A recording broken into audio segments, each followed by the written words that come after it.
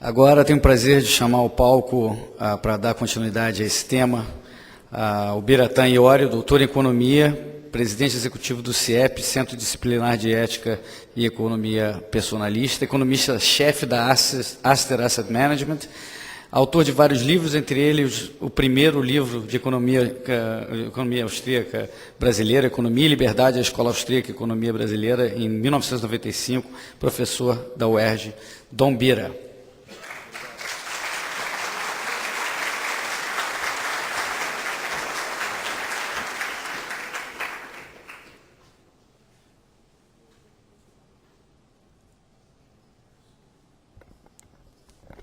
Bom dia a todos.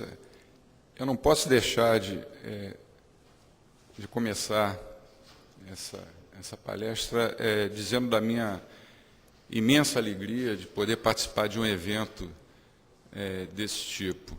Parafraseando um grande intelectual brasileiro que habita em Brasília, eu poderia dizer que nunca antes na história deste país se viu um evento de tanta importância. Obrigado. Especialmente no ano em que nós, brasileiros, vamos ser forçados a relembrar uma obra famosa de Shakespeare, em que um personagem chamado Hortêncio teve que fazer uma escolha entre duas maçãs podres.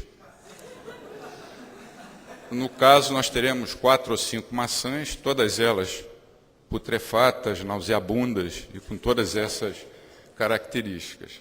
Bem, vamos ao que interessa, que é eu vou tentar dar uma visão de como os austríacos encaram os mercados.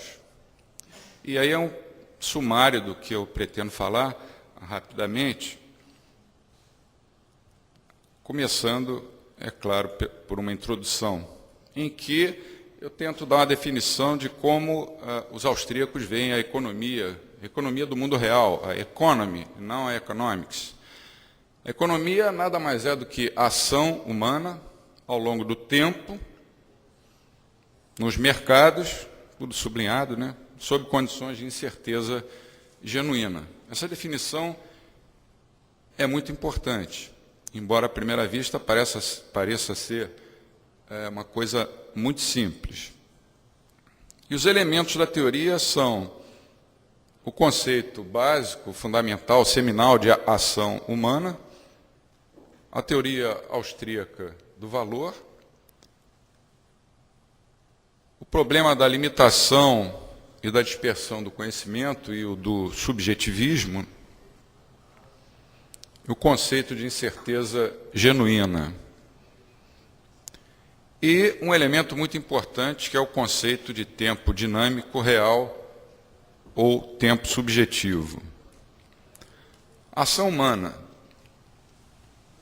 Mises chamou de praxeologia ao estudo da ação humana sob o ponto de vista das suas implicações formais. E a ação, definida pelo Mises como qualquer ato voluntário, no sentido de se passar de um estado menos satisfatório para um estado mais satisfatório, esse conceito é básico e não se restringe à economia, daí a praxeologia ser uma ciência multidisciplinar. O conceito de ação, quer dizer, as escolhas que nós fazemos sempre achando que, repara que eu falei achando, ou seja, há uma certa incerteza, achando que se nós fizermos ou adotarmos aquela ação, nós vamos ficar mais satisfeitos do que se não adotarmos. Mas isso não vale só para os atos econômicos, posso até generalizar, para tudo que nós fazemos na vida.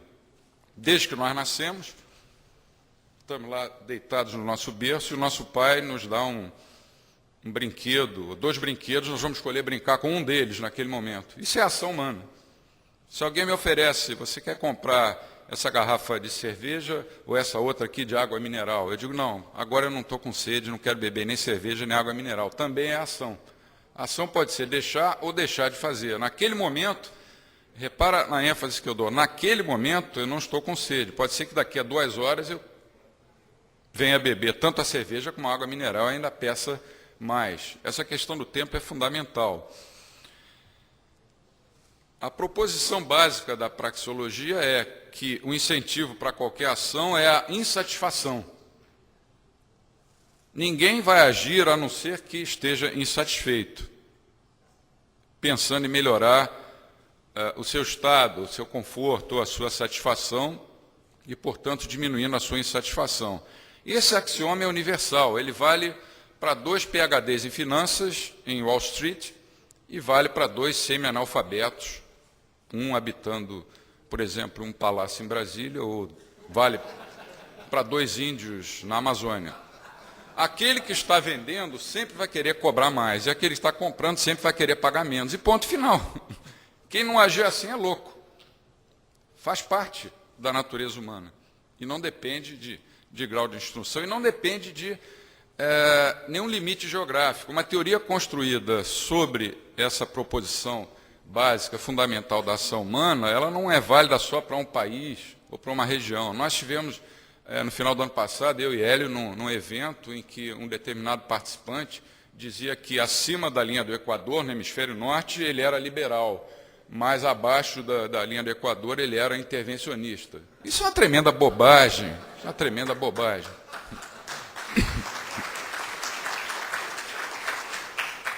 A teoria austríaca do valor, o meu colega Barbieri brilhantemente já expôs, embora também premido pelo tempo, né?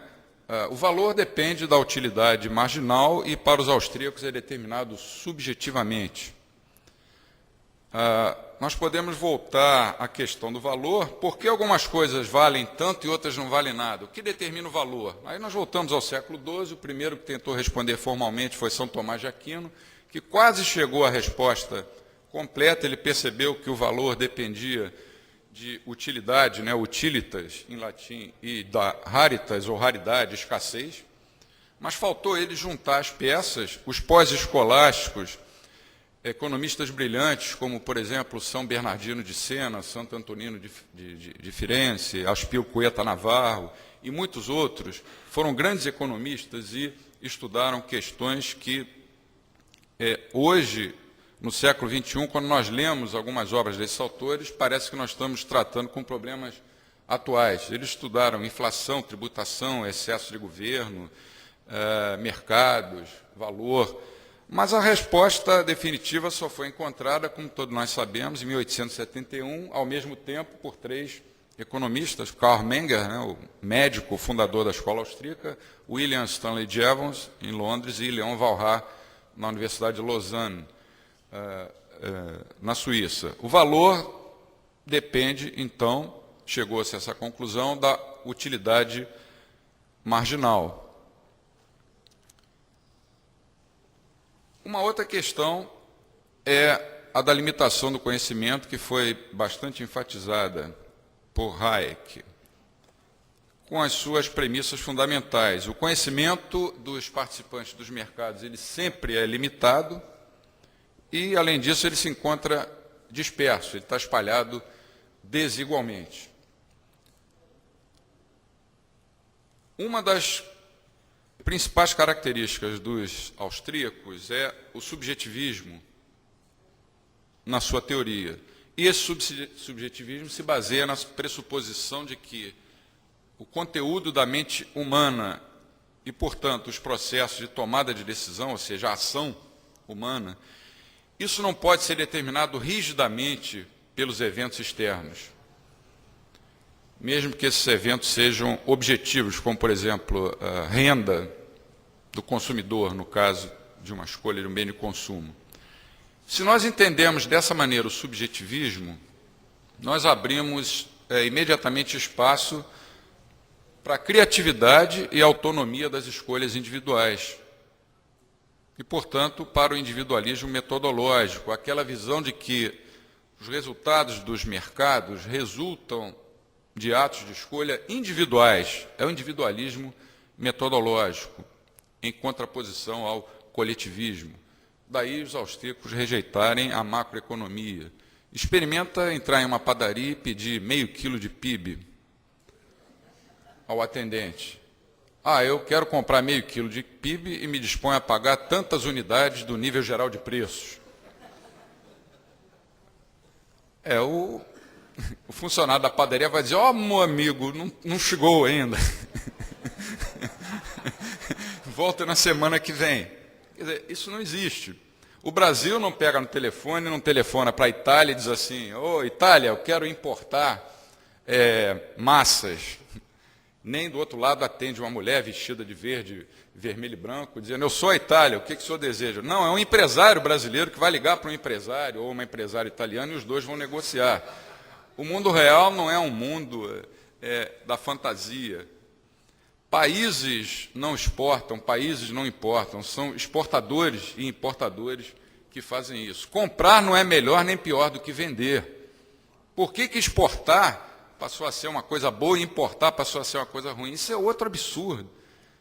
É uma troca voluntária. Para quem está vendendo, quem está exportando, comprar um excelente negócio, mas vender um excelente negócio, mas também é para quem está comprando, porque se a escolha for voluntária, né? Então, a teoria econômica deve lidar com os fatores que determinam as escolhas e não com interações ou funções matemáticas entre magnitudes objetivas. Como enfatizaram em um livro bastante influente os professores Mário Rizzo e Gerald O'Driscoll, chama-se A Economia do Tempo e da Ignorância, né? Subjetivismo e ação humana dinâmica sob condições de incerteza não bayesiana, ou seja, não probabilística, são ideias absolutamente inseparáveis. Quando um agente econômico,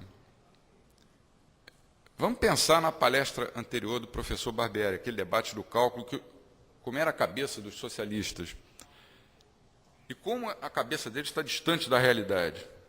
Quando um agente econômico escolhe um determinado curso de ação, você toma uma ação agora, mas essa ação vai ter implicações futuras. Então, você tem que considerar um curso de ações.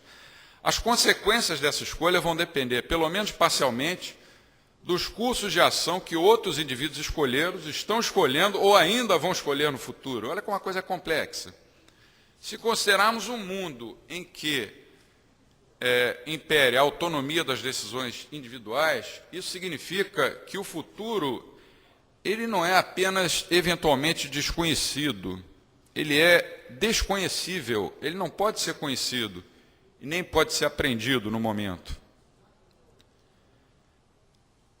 A ignorância, entendida como imperfeição no conhecimento, ela não é um estado que possa ser eliminado totalmente ou assintoticamente por algum processo. Por isso, os expedientes analíticos, ou os modelos que costumam transformar a ignorância numa simples variante do conhecimento, esses modelos não refletem a ação humana no mundo real.